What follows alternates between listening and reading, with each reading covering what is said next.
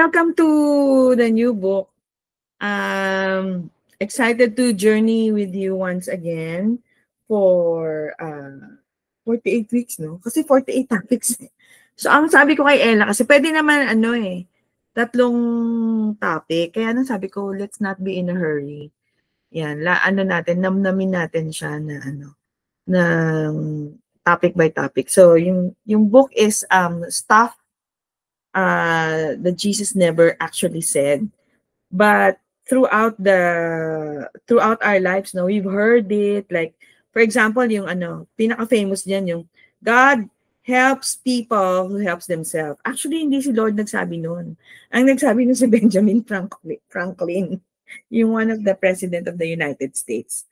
So, kasi 'di ba, parang 'di ba, parang isipin mo, bakit ka kailangan mo ng tulong ni Lord, hini-help mo naman yung sarili mo. 'Di ba, parang siya, anong tawag doon, paradoxical, juxtaposition ang tawag doon eh. So parang, bakit ka pa nga niya kailangang tulungan, tinutulungan mo naman yung sarili mo. O di, ang tinutulungan kasi, yung mga indigent, di ba, Tina? Tama, di ba?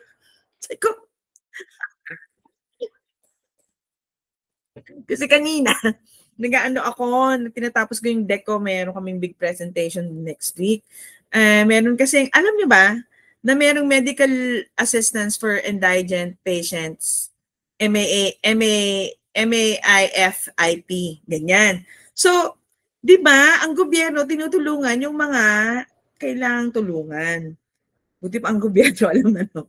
So tayo, lumaki tayo sa ganun na, kailangan kasi gawin ko to para tulungan ako ni Lord. Ganyan. Ang sinasabi ni Lord ay actually, you enter His rest.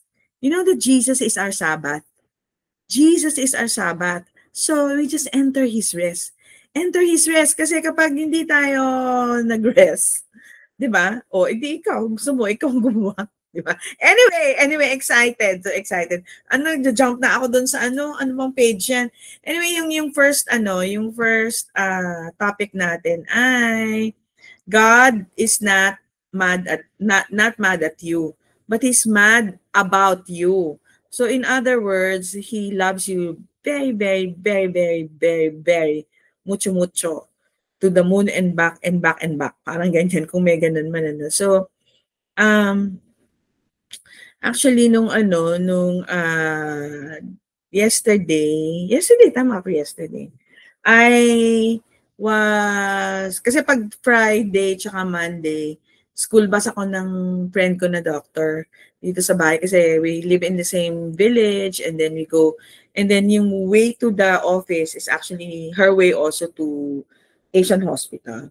And then along the way, yung pag-usapan namin mga buhay-buhay, yung ganyan. Tapos meron siyang kinuwento sa akin na kakilala niya na nagkakaproblema sa anak. So, depressed yung anak. To the point na ayaw nang mag-aral, nasa bahay na lang, ganyan. Tapos, huminto talaga, tapos nagpapa-psychiatry na. Tapos, ewan ko kung nakwento ko sa inyo to. I think I relayed this to you. I think one time, no. We had a similar episode with our youngest son. Yan. Hindi naman siya nakikinig dito, so okay lang. May pinapakinggan niya isa. Anyway, he was taking nursing and then came to a point, to make the long story short, came to a point na he got really very sad na ayaw niya ng nursing, ganyan. And then meron kaming isang conversation dito, very difficult conversation dito dito sa room na to, na he was saying na yun nga, he's very sad and then he's very disappointed with himself. How come his brothers are successful? You know, while listening to him, kinukwento ko to kay doktora, while listening to him, talagang iyak ako ng iyak. As in, say ko, you know, my heart as a parent doesn't want my kids to be so sad. ayaw mo na yung mga anak mo ay nag-undergo ng difficulty.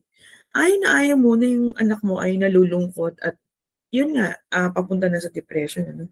Talagang umiyak ako and then nagulat siya kasi talagang palahaw yung iyak ko, eh, yung and then in that moment, ano, naisip ko din, ano, na kung ako nga gano'n ako sa anak ko, 'di ba, kung ako gano'n ako sa anak ko na I feel so much pain, I can feel his pain literally, how much our Father in heaven, 'di ba?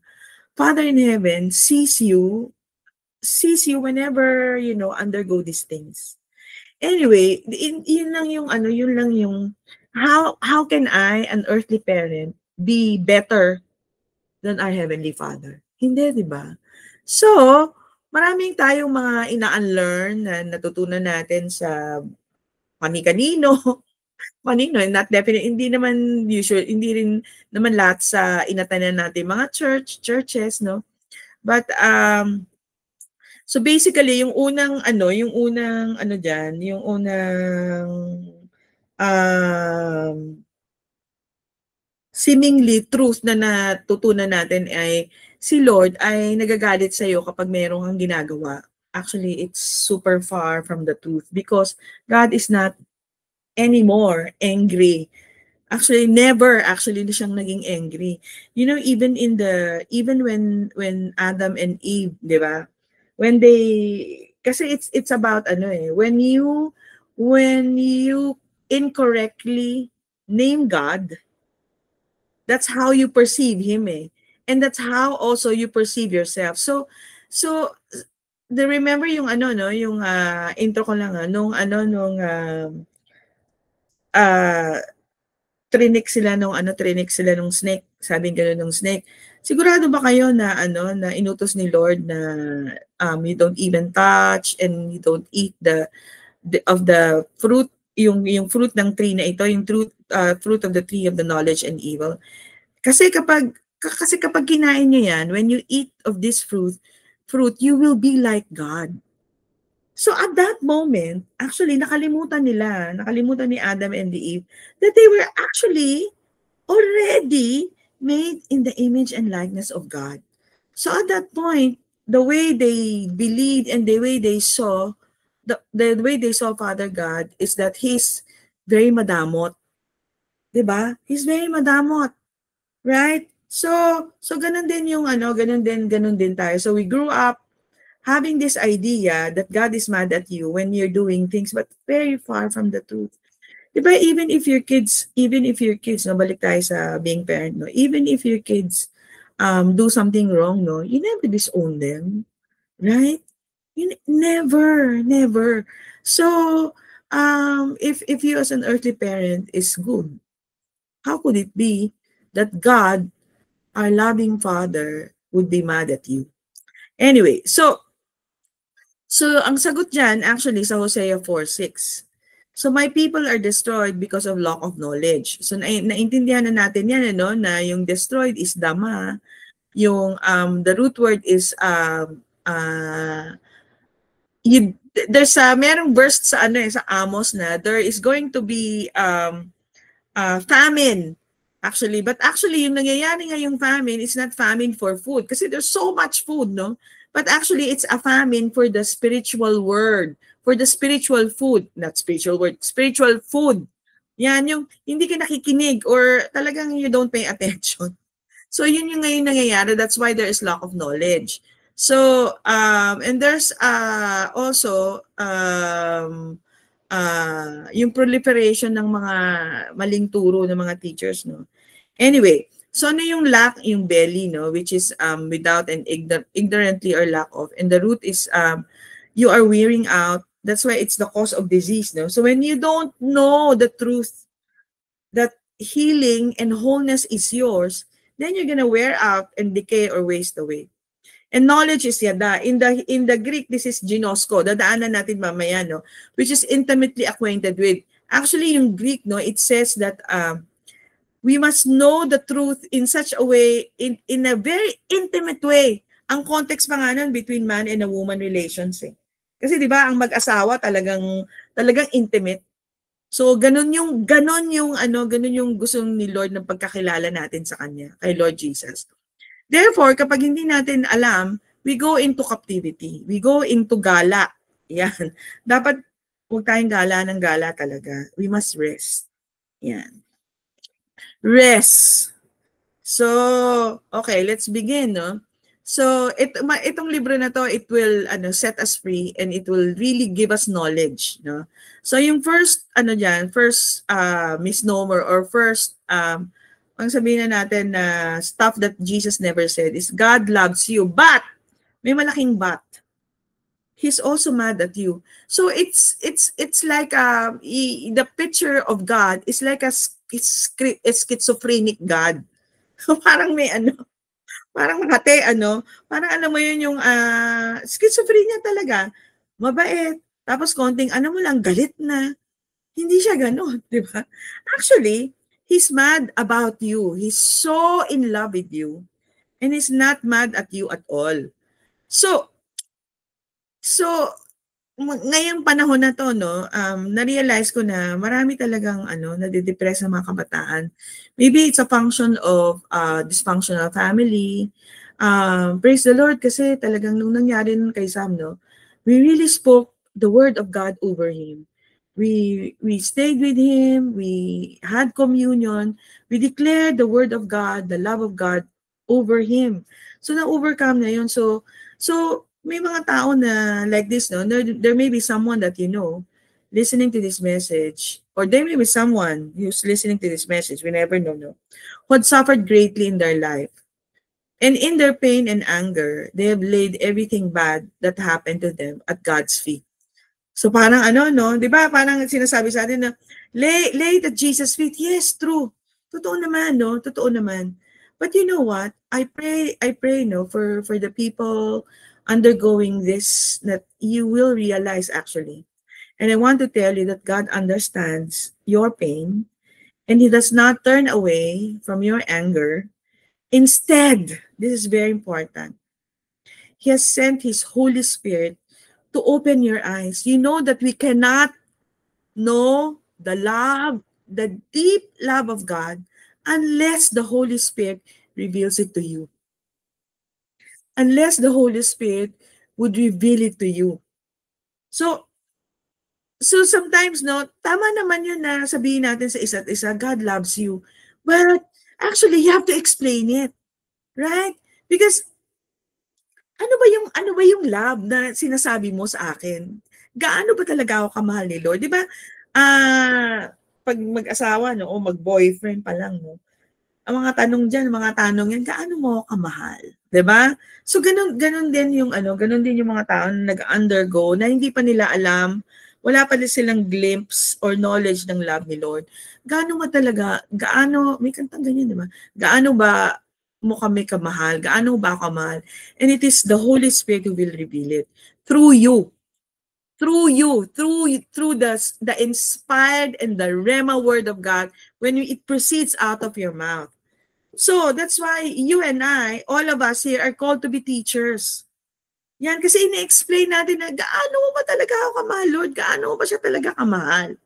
So, instead, ulitin natin, no? Instead, He has sent His Holy Spirit to open your eyes so that you can see that the feet that you are laying all your troubles are pierced, all your troubles at are pierced, because long before you decided to label Him as guilty because of sovereignty, like, Lord, inalaw mo naman to, parang ganun, parang, sige Lord, thy will be done. Actually, that's also a misnomer, That's also a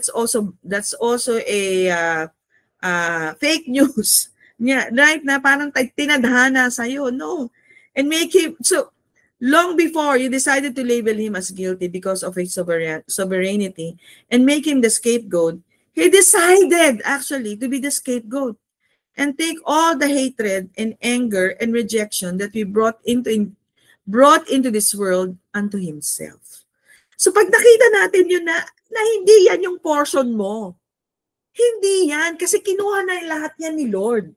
Ganon kanya kamahal. Alam mo ba, iniisip-isip ko to papunta dun sa birthday ni Adriana. And actually, I cried all the way from, from paakyat ng ano ng NAIA hanggang ano kalagitnaan ng ano sabi ko, Lord, talagang ano no, na-realize ko na it would really take the Holy Spirit to reveal the love of Jesus. So I pray that you and I will be vessels to really proclaim His love, explain it. Yes, it is good to say Jesus loves you, but how much? They need to know. People need to know how much. And in fact, actually, Jesus became their scapegoat, right? So that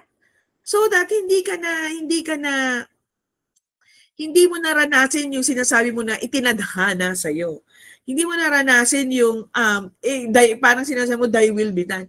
You know that the will of the Lord for you is to live eternal life. And later, aralin natin yun. Ano? So why? Why? Why did the Lord send the Holy Spirit? You know, because that's what good father does, no? He refuses to abandon his children. He refuses to abandon his children, but he wants us to really know that he loves us. In love, he stands between them, what is killing them, and takes it unto himself before he will let it get to his children.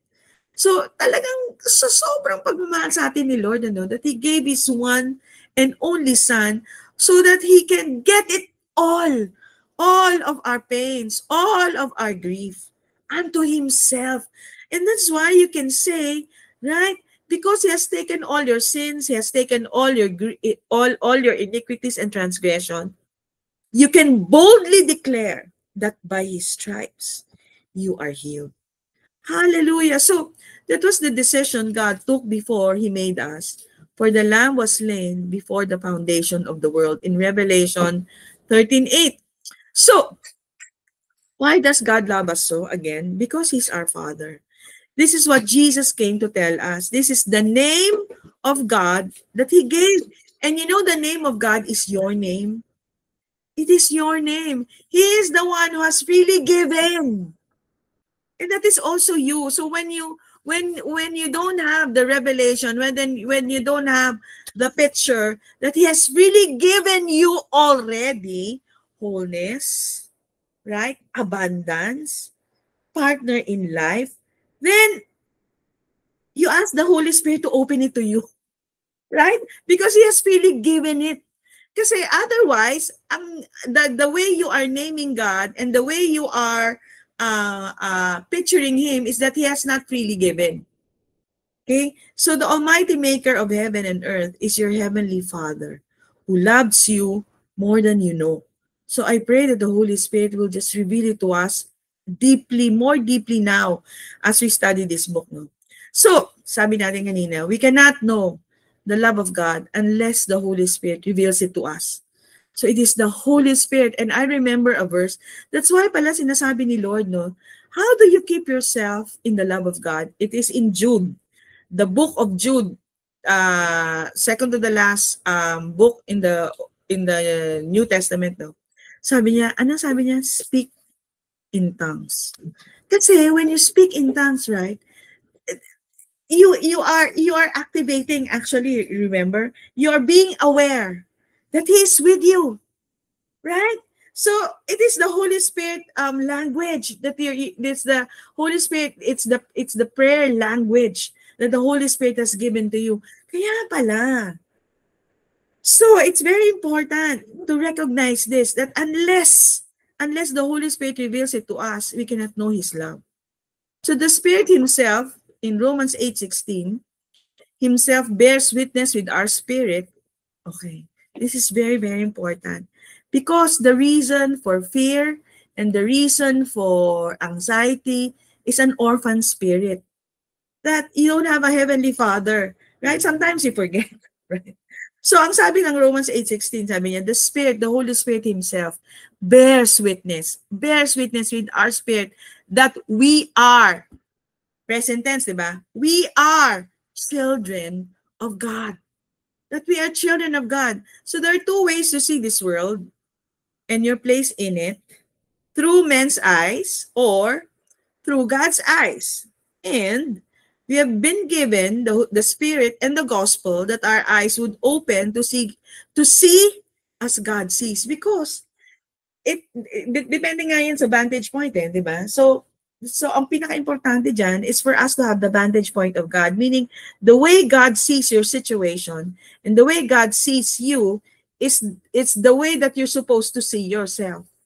Provided for, whole, abundant, right? So the Holy Spirit gives us God's eyes. Romans 8:16 speaks of His work of revelation in a believer's life. The Spirit Himself bears witness with our spirit that we are children of God. Note the present tense, no, that we are.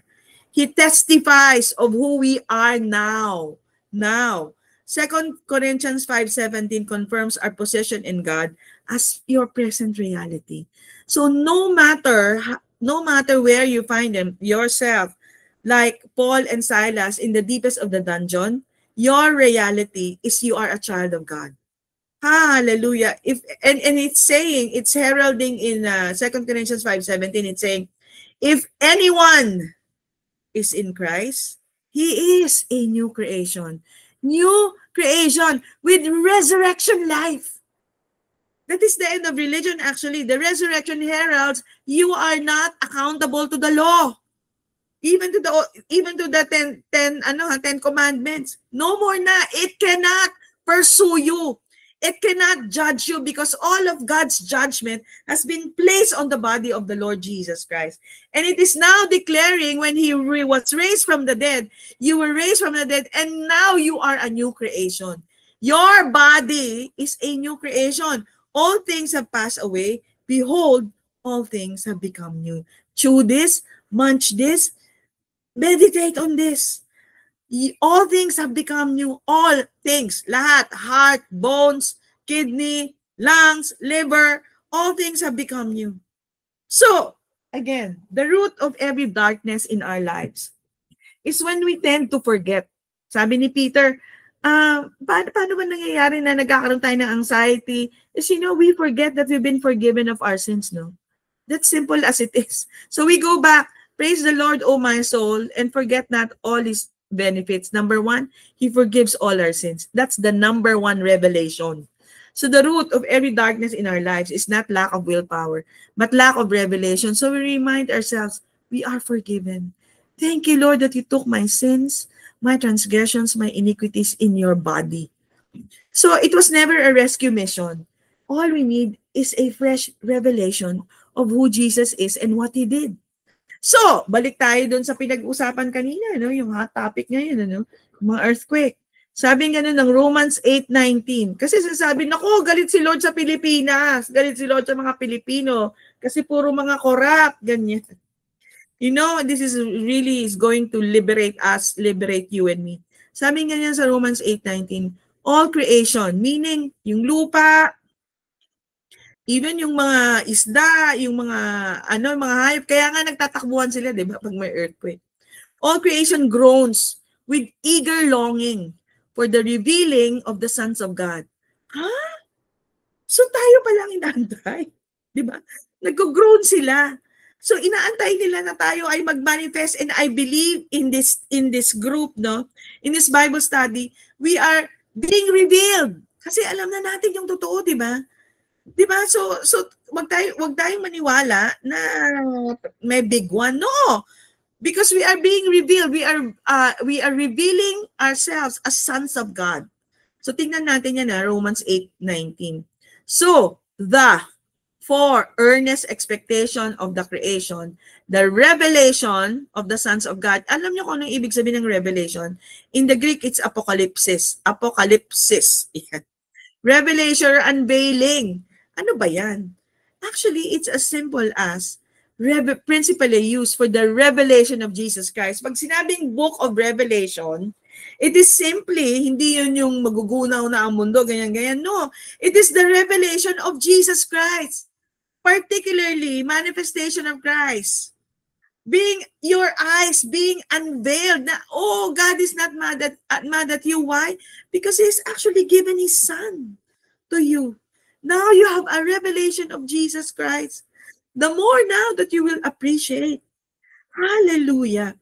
So in John 17:3, and this is our favorite verse, this is a life verse, this is a life-defining verse, and this is eternal life. We used to believe, I used to think that yung eternal life is when you die, you get to heaven, that's yung eternal life. Actually, it's very far from the truth.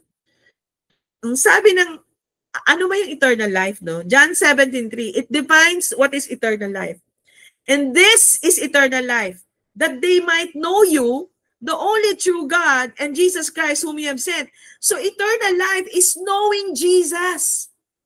Tingnan natin sa Greek, no? Tingnan natin. Sabi, naaral natin, this now is. So, hindi yung pag namatay ka, no? This now is eternal life. Ano yung eternal life? Eternal life is aionos, no? Does not focus on the future per se, but rather on the quality of the age. Thus, believers live in eternal life right now. Hindi ako nagsabi nito. Ang nagsabi nito ay si Strong's. So, right now, eternal life, right now, experiencing this quality of life, quality of God's life now as a present possession. Hallelujah. Hallelujah. Ano pa? Ano yung, eternal pala to, yung aionos, no? Eternal. And then, ano yung Zoe? Zoe is life in the Greek. Ano yan? Both physical and spiritual. So, both physical and spiritual. And then the Lord intimately shares His gift of life because the Lord is in you. His gift of life is in you. And His image which gives all the capacity to know His eternal life. Hallelujah. Ano pa? Ginosko, that they may know. Ito yung equivalent ng yada. Okay, they properly to know, especially through personal experience, used in the context of sexual intimacy between a man and a woman in a marriage. So gusto ni Lord na talagang malaman natin, makilala natin kung sino si Lord, kung gaano niya. And when we know Him, we will know His love, right? The Holy Spirit, right? And I believe the Holy Spirit is revealing it to us right now. Hallelujah. So, again, in Colossians 3:4, balik tayo dun sa no, the earth is groaning with the earnestly longing for the manifestation of the Son of God or for the revelation. In Colossians 3:4, sabi ganon, when Christ, who is your life, is revealed, so Christ is revealed in your life, then you also will be revealed with Him in glory. For such a long time, actually, iniisip-isip ko to eh. Diba? Which is connected to Romans 8:19, no? So, yung when dyan is otan. So, the word when in this verse is the Greek word otan and is better translated as every time. Every time Christ, who is your life, is revealed. Ganito siya basahin. Then you'll also be revealed with Him in glory. So it was often translated to delay the revelation of Christ as future event, but it actually no. So now, every time. So the mere translation, it says like this. The unveiling of Christ as defining our lives immediately implies that what is evident in Him is equally mirrored in you. The exact life on exhibit in Christ is not repeated in us. The exact life on exhibit in Christ is repeated. Walang not yan. Mali na type ko kasi hindi ko makakopy eh. Repeated in us. We are included in the same bliss and joined oneness with Him. Just as His life reveals you, life reveals Him. So what does it say? Ganito yan. Every time you hug someone, Christ is being revealed. Every time you kiss your grandchild or your child, Christ is being revealed. Every time you cook a meal for someone, Christ is being revealed. Every time you help your office mate or an elderly person cross the street, Christ is being revealed. Every time you love your neighbor, Christ is being revealed. Every time you deliver flowers to a friend in the hospital, Christ is being revealed. Every time you call a friend in need, Christ is being revealed. Every time you buy a hungry person a meal, Christ is being revealed. Every time you love as He loves, He is being revealed. Christ is your life now. His love's revelation. So, my dear brother and sisters in Christ, God is not mad at you. God is mad about you. And since He is in you, He's being revealed like every time, every day. And so, let's not be afraid of the big one. Because Christ is being revealed every time we live out His life. And that, my dear siblings, is part 1. Now let's prepare our communion elements. Amen. Okay, let's take the bread in our hands and let's just thank Jesus. Thank you, Lord. Lord Jesus, thank you for reminding us tonight that you're mad about us. And thank you, Lord Jesus, that as we lift up the bread today, we thank you for your life. Father, we thank you for this bread, the body of Jesus broken for us. At the cross, thank you because you just told us that you were never not angry with us. Otherwise, Lord, you should have never sent your son Jesus. You were actually reconciling yourself to us. And Lord, we thank you because every stripe that tore Jesus' flesh spoke of your love, of your mercy, and not your wrath. So as we partake tonight, we remember that Jesus bore the judgment so that we could receive your peace. We became one with you, Lord. He was pierced so that today we can declare that we are whole. So in a full heart, we rest in your love for us. We partake this, believing that the life that raised Jesus from the dead is the same life that lives in us right now. Amen. Amen. Let's partake. Thank you, Lord.